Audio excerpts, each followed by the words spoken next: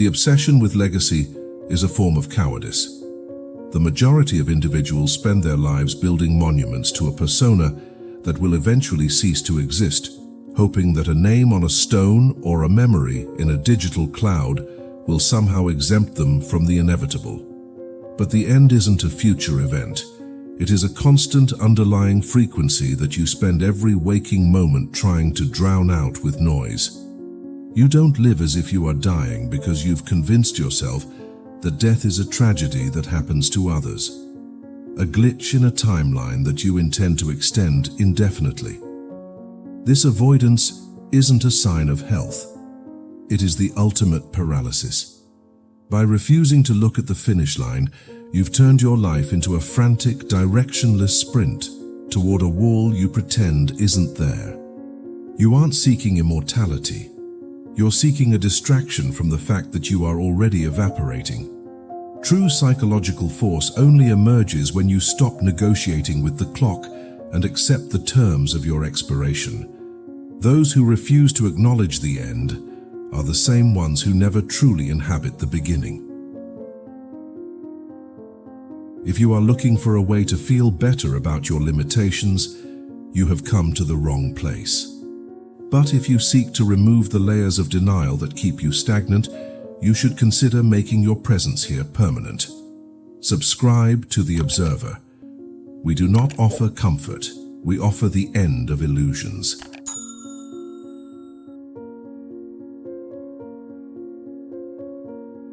The denial of the end is the primary architect of your daily routine.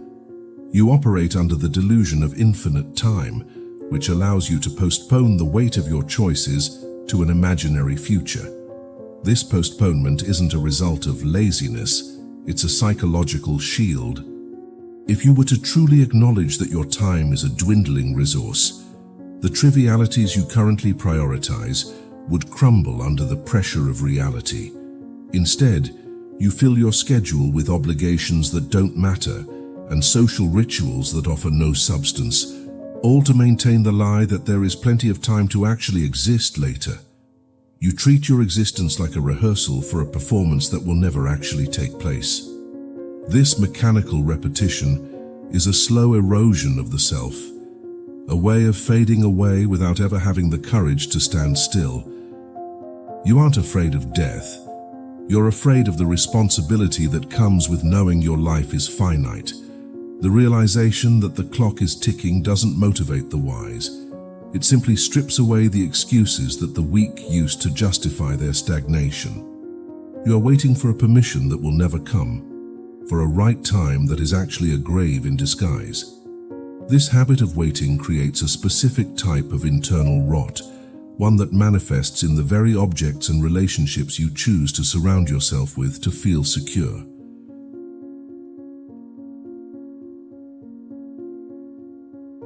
The urge to collect, whether it be wealth, digital approval, or a library of unread books, is a frantic attempt to anchor yourself to a world that is already pulling away.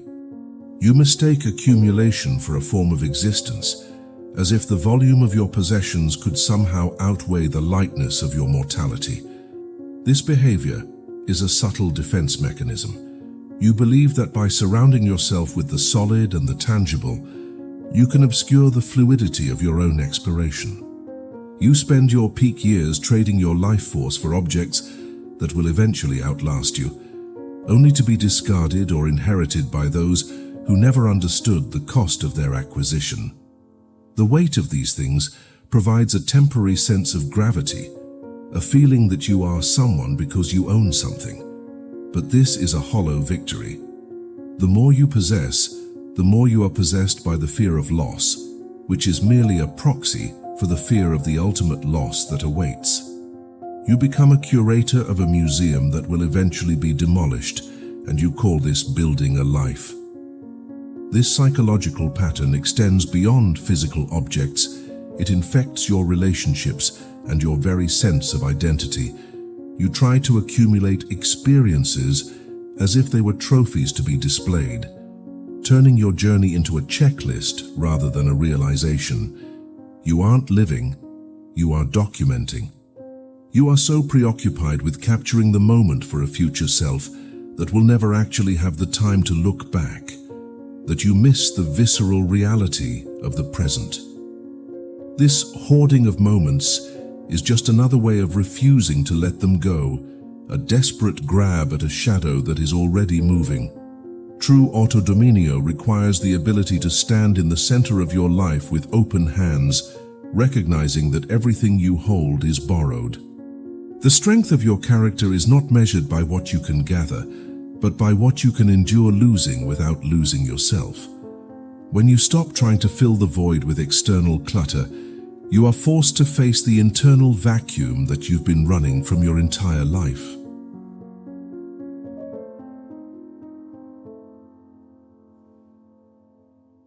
The constant need to be witnessed is perhaps the loudest symptom of the fear of finitude.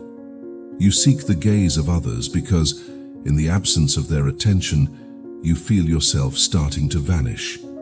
The like, the comment, the nod of approval.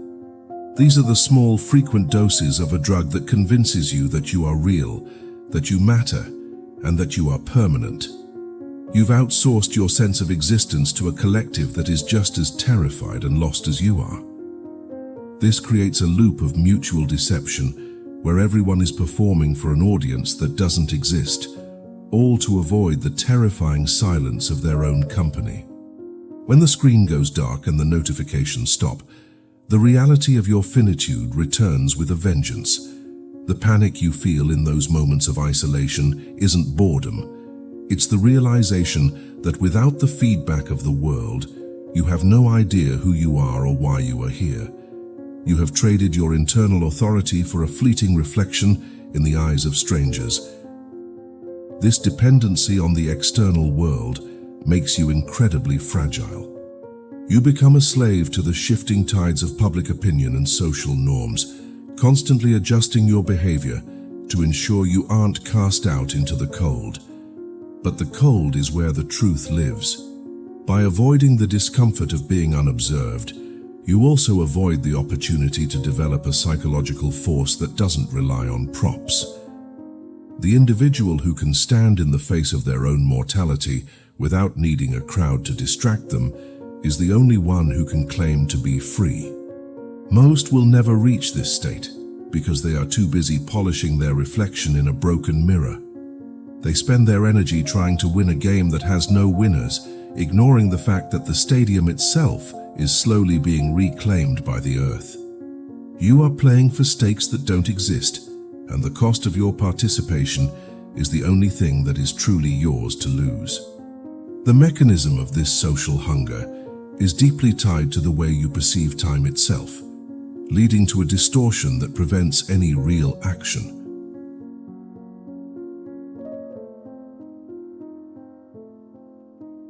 The concept of later is the most successful lie you inhabit. You treat your life as a linear progression toward a peak that keeps receding, a horizon you never actually reach. This temporal distortion is a way to avoid the intensity of the present. You live in a state of chronic anticipation, always looking past the current moment toward a resolution that never arrives. This isn't a byproduct of modern stress. It's a fundamental refusal to inhabit the only space where you actually exist.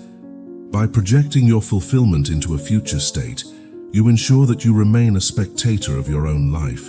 You are always preparing to live, never actually living. When you say you will change tomorrow, you are really saying that the person you are today isn't worth the effort. You are betting on a future version of yourself that is somehow stronger, wiser, and more capable. Yet that version is being built by the current version who is defined by avoidance. This is a mathematical impossibility. The quality of your end is determined by the quality of your presence right now. There is no magical threshold where you suddenly become the individual you imagine yourself to be. There is only the repetition of the patterns you choose to ignore today. The comfort of the later trap is that it removes the sting of failure. If you haven't started yet, you can't fail. But in this state of perpetual non-starting, you have already failed in the only way that matters. You have allowed the fear of the end to turn you into a ghost before your body has even begun to fail. This paralysis is the default state of the unobserved life, a grey limbo where nothing is ever finished because nothing is ever truly begun.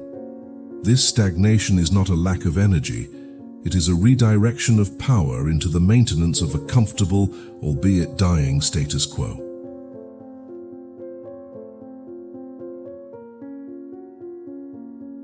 Many find a strange comfort in the idea of meaninglessness. They use the inevitability of the end as an excuse for apathy, a way to opt out of the struggle of existence. This is simply another form of denial, a sophisticated way to avoid the burden of choice. If nothing matters because everything ends, then you don't have to try. But the reality is far more demanding. The fact that everything ends is exactly why every choice carries an absolute weight. Your finitude is the only thing that gives your actions any definition. Without the end, life would be a formless expanse of infinite possibilities that lead nowhere. The boundary of death is the frame that turns a mess of colors into a painting. You don't need a grand purpose handed down from a higher power. You need the lucidity to realize that your time is the only currency you have, and you are spending it on things that don't even interest you. The existential dread you feel isn't a sign that life is empty. It's a sign that you are wasting the little you have left on trivialities. You are the source of your own meaning, and your refusal to claim that authority is the ultimate betrayal of your own consciousness. When you accept that there is no safety net and no second chances, the trivial problems of your ego begin to dissolve. The opinions of those who are also dying become irrelevant. The social hierarchies you once climbed seem like playground games. What remains is the raw, unadorned fact of your existence and the limited window you have to exert your will upon it. This isn't an invitation to be happy. It is a command to be conscious. The individual who operates from the perspective of their own grave is the only one who can make a decision that isn't rooted in fear. Strength is not the absence of the end. It is the integration of the end into every breath you take. This radical acceptance of the finality of things prepares you for the only confrontation that has ever mattered, the one between who you are and who you pretend to be.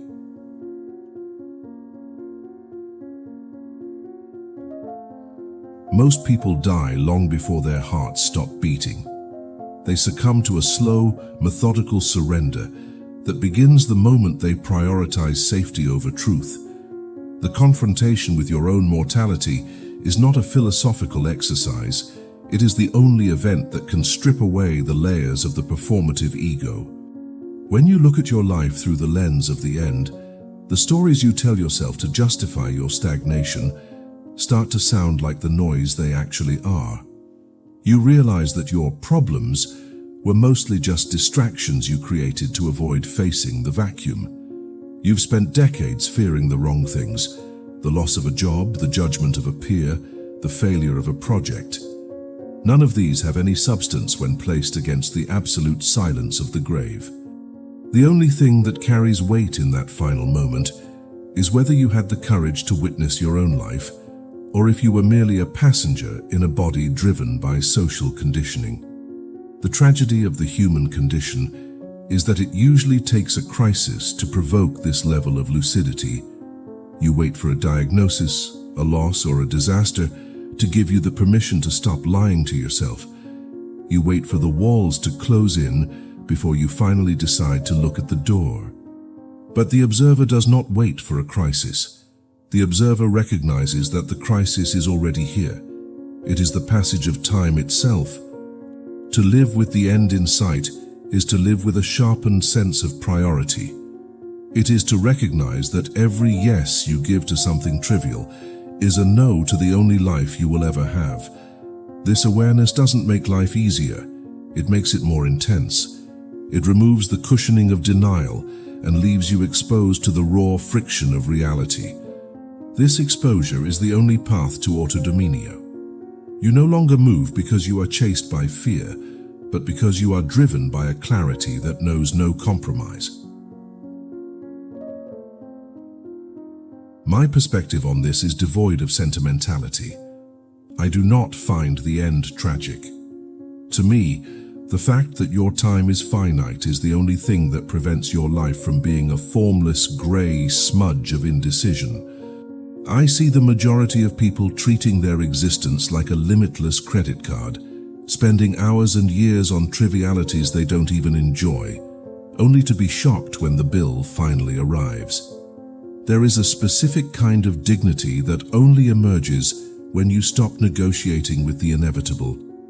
I have watched countless individuals trade their internal authority for a comfortable seat in a theater of ghosts, and it is a trade I refuse to make.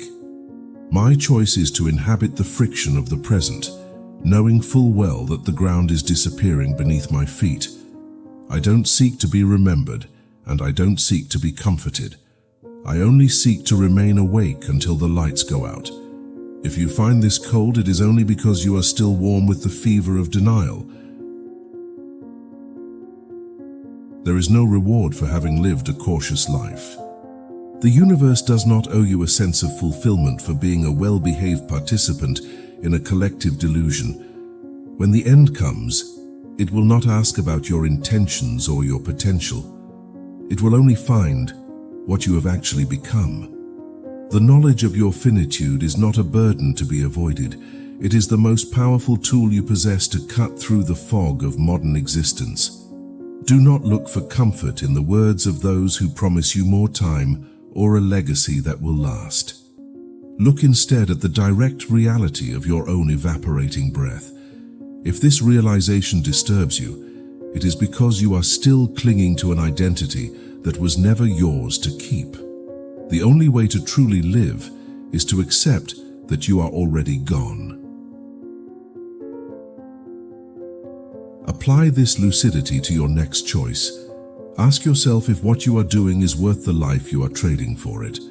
Does the path you are on lead to consciousness, or is it just a longer route to the same oblivion? Most will choose to forget this video the moment it ends. They will return to the safety of their distractions, hoping that the end will stay polite and distant. But for those who can no longer unsee the truth, the work begins now. What are you currently maintaining that you know with absolute certainty will not matter in your final hour? And why are you still giving it your life? If you have the stomach for a life without illusions, subscribe and activate the notifications. The process of maintaining awareness is not a single event. It is a relentless observation of what is real. Thank you for watching. Until the next discomfort.